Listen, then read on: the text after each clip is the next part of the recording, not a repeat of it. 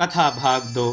मित्रों, कथा को आगे बढ़ाते हुए, एक था राजा, बहुत ही अच्छा। उसकी प्रजा उससे बहुत खुश थी।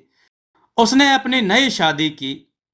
नई रानी बहुत सुंदर थी, बहुत ही सुंदर। उसे देख राजा सब कुछ भूल गया, बस रानी के आगे पीछे घूमने लगा। रानी जो कुछ कहे राजा वही सुने, रानी जो कुछ करने के लिए मचले राजा वही करे, और रानी को सुखी देख अपने को सुखी माने। प्रजा के सुख दुख की चिंता उसके ध्यान से उतर गई। अब कोई प्रजा की सुध लेने वाला ही नहीं रहा। प्रजा का बुरा हाल होने लगा। लोग धीरे धीरे राजा का राज छोड़ दूसरे राज के राज में बसने लगे। जिस रास्ते से लोग जाते उसके पास एक बूढ़ा पेड़ था। उस पेड़ पर एक चिड़ा और चिड़िया घोंसला बनाकर रहते थे। दूसरे राज में जाने वाले लोग कई बार थककर सुस्ताने के लिए उस पेड़ के नीचे बैठ जाते थे। उन लोगों की बातें सुनकर चिड़ा चिड़ी को यह पता चल गया कि नई सुंदर और हठीली रानी के चक्कर में पड़कर राजा राज का सब भूल गया है, और अब राजा की जगह रानी का ही सिक्का चलता है। इसलिए लोग दुखी होकर राज छोड़ रहे हैं। चिड़ा बोला चिड़ी से, देख, तो मेरी बात पर हंसेगी, मगर तू सच मान, मैं 2 दिन में राजा का दिमाग ठीक कर सकता हूं। चिड़ी बोली, अगर ऐसी बात है तो घोंसले में बैठकर डींग ना हाँक, जा राजा की मति सुधार दे और लाखों दुखियों की आशीष ले। चिड़ा ताव में आकर इधर उधर फुदका और फिर फुर्र से राजमहल की ओर उड़ गया। उड़ते उड़ते वह रनवास की ओर पहुंचा। वहां उसने देखा नई रानी की एक सुंदर सी साड़ी घास पर सूख रही है।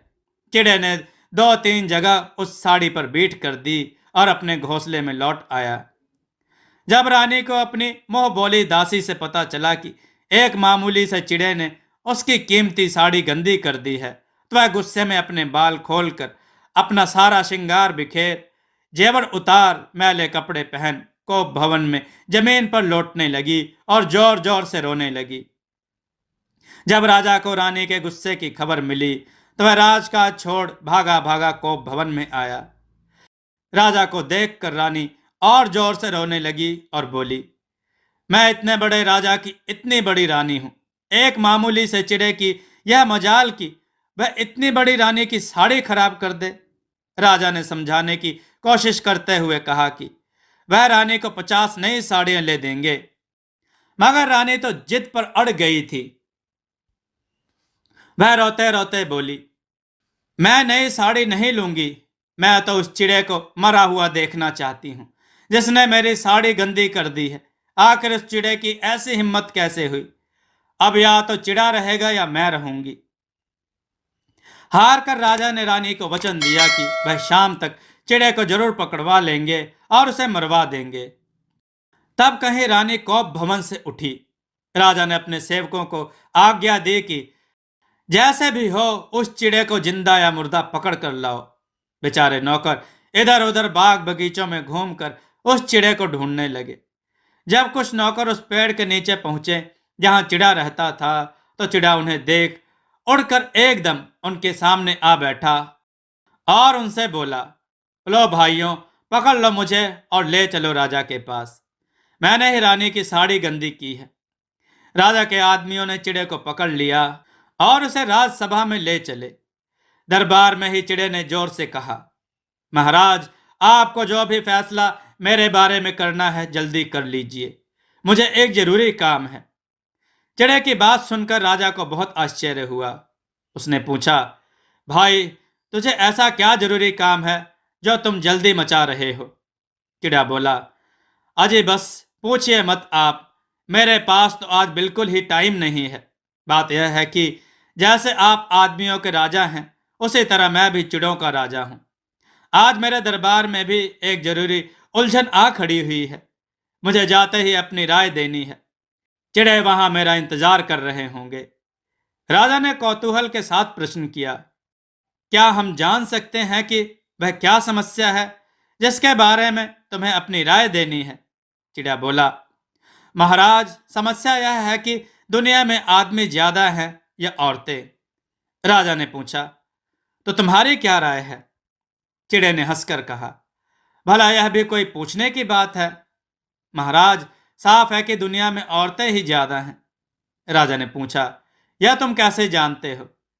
चिड़िया ने जवाब दिया, महाराज, जो अपनी मति खो दे और औरतों के कहने पर चले, उसे आप आदमी कहेंगे? मेरे लिए तो वह औरत ही हुआ, और ऐसे आदमी आपको दुनिया में बहुत मिलेंगे। इसलिए मैंने कहा कि दुनिया में औरतें ज्यादा हैं। राजा सोच में पड़ गया। उसे लगा कि चिड़े की बातों में सच्चाई है। जो आदमी अपनी बुद्धि से काम न ले और औरतों के कहने पर चले, वह आदमी कहाँ रहा। फिर उसे ध्यान आया कि वह खुद भी इधर अपनी रानी के ही कहने पर चल रहा है। यहाँ तक कि इस बेचारे छोटे से निर्दोष पक्षी तक को उसने अपनी रानी के कहने पर ही पकड़कर मंगवाया है। राजा को अपने पर ही थोड़ी लाज आई। कुछ सोचते हुए उसने कहा, अच्छा भाई चिड़े, तुम अब जाओ, तुम्हें देर हो रही होगी। मुझे तुमसे कुछ नहीं कहना है, तुम आजाद हो। चिड़े ने राजा को प्रणाम किया और कहा, महाराज, आपकी बड़ी कृपा है कि आपने मुझे जल्दी ही छोड़ दिया, वरना राजा के पास से तो कोई इतनी जल्दी नहीं छूटता है। खैर, अब मैं चलूंगा। और वह फुर्र से उड़ गया। शाम होने पर जब राजा रनिवास में लौटा तो रानी ने पहला सवाल यही किया, वह बदतमीज चिड़ा पकड़ा गया या नहीं? राजा ने कहा, हाँ, वह तो उसी समय पकड़ लिया गया था। रानी ने उत्सुकता के साथ पूछा, फिर उसे मौत के घाट उतरवा दिया? राजा ने कुछ सोचते हुए कहा, नहीं, मैंने उसे छोड़ दिया। बात यह है कि इतना बड़ा राजा होकर इतनी छोटी सी बात पर इतने मामूली पक्षी को मरवाना मुझे ठीक नहीं लगा। तुम इस बात को भूल जाओ रानी, मैं तुम्हें ढेर सारी बढ़िया बढ़िया साड़ियां ले दूंगा। मगर रानी तो रानी ही थी। सुनते ही वह फिर से बिफर गई और रोते हुए बोली, आप इसे छोटी सी बात कहते हैं? अब मैं समझ गई कि आपकी नजरों में मेरी क्या इज्जत है। आपके लिए वह मामूली चिड़ा बहुत बड़ी चीज है और मैं कुछ भी नहीं। अब मेरी यही हैसियत हो गई कि आपके राज के पशु पक्षी तक आकर मेरा अपमान कर जाए। इस जिंदगी से तो मौत अच्छी। और वह जमीन पर लौटकर जोर जोर से रोने लगी। राजा ने उसे बहुत समझाया, मगर रानी ने तो कसम खा रखी थी कि वह समझेगी नहीं। ज्यों ज्यों राजा समझाता गया, रानी त्यों तो रोती चिल्लाती रही। जब आधी रात हो गई और रानी ने रोना बंद नहीं किया, तो राजा ने हार कर रानी के आगे हाथ जोड़ दिए और उसे वचन दिया कि कल दरबार लगते ही वह चिड़े को फिर पकड़कर मंगवाएंगे और उसे मरवा देंगे। राजा के मुंह से अब बात सुन रानी को थोड़ी शांति मिली और उसने रोना धोना बंद किया। तब कहीं राजा की जान में जान आई। दूसरे दिन दरबार लगते ही राजा ने अपने सेवकों को चिड़े को फिर से पकड़कर लाने का आदेश दिया। सेवक गण उसी पेड़ पर पहुंचे। उन्हें देख चिड़ा उड़कर उनके सामने आकर बैठा और बोला, चलो भाइयों, मैं तो तैयार बैठा हूं। राजसभा में पहुंचते ही चिड़े ने दूर से राजा को प्रणाम किया और जोर से बोला, महाराज, आपको अपना जो भी फैसला करना हो जरा जल्दी कर लें। मुझे अपनी राजसभा में जल्दी पहुंचना है, बहुत जरूरी काम है। चिड़े की बात सुनकर राजा अपना गुस्सा भूल गया। उसने चिड़े से कहा, क्यों भाई, क्या आज भी तुम्हारी सभा में कोई जरूरी मुकदमा आ खड़ा हुआ है? चिड़ा बोला, जी बिल्कुल, आज तो कल से भी ज्यादा टेढ़ी समस्या है। मैं तो रात भर सो नहीं सका, उसी के बारे में सोचता रहा। आज मुझे यह फैसला देना है कि दुनिया में वीर ज्यादा हैं या कायर। राजा ने पूछा, तो क्या फैसला दोगे? चिड़ा बोला, अजी सवाल तो टेढ़ा है, मगर आपको देख मुझे इसका जवाब देने में मदद मिलेगी। राजा ने आश्चर्य से कहा, क्या मतलब? चिड़े ने कहा, महाराज, मतलब तो साफ है, दुनिया में वीर कम हैं, कायर ज्यादा। राजा ने कहा, तुम्हें यह बात कैसे मालूम? चिड़ा बोला, महाराज, वह तो सामने ही दिख रहा है कि कायर ज्यादा हैं। अब आप ही बताएं, जो आदमी वचन देकर उससे फिर जाए उसे आप क्या कहेंगे? कायर ही कहेंगे ना। इसलिए तो कहता हूं कि दुनिया में वीरों से ज्यादा कायर हैं। राजा फिर सोच में पड़ गया। वह समझ गया कि चिड़े का इशारा उसी की तरफ है। सचमुच ही चिड़े को एक बार छोड़कर उसे फिर पकड़कर मंगवाना राजा की कायरता ही तो है। राजा को अपने ऊपर बड़ी ग्लानि हुई। लज्जा से उसका सिर नीचे झुक गया। लेकिन तभी उसे रानी के क्रोध का ध्यान आया। कुछ सोचते हुए उसने कहा, अच्छा भाई चिड़े, एक बात तो बताओ, जब कभी तुम्हारी चिड़ी तुमसे किसी बात की जिद करती है तो तुम उसे पूरा करते हो या नहीं? चिड़े ने फौरन जवाब दिया, देखिए महाराज, अगर मेरी चिड़ी मेरे राजकाज के धंधों में अपनी टांग अड़ाती है और बेकार की जिद करती है तब तो मैं उसकी तरफ ध्यान ही नहीं देता और जो मैं ठीक समझता हूँ वही करता हूँ। लेकिन अगर वह घर के धंधों के बारे में या बच्चों के बारे में कोई बात करती है तो मैं उसे बड़े ध्यान से सुनता हूँ और अगर वह बात मुझे ठीक जचती है तो उसे जरूर मानता हूँ। राजा ने फिर पूछा, क्या तुम्हारी चिड़ी कभी तुमसे गुस्सा होकर शोर नहीं मचाती?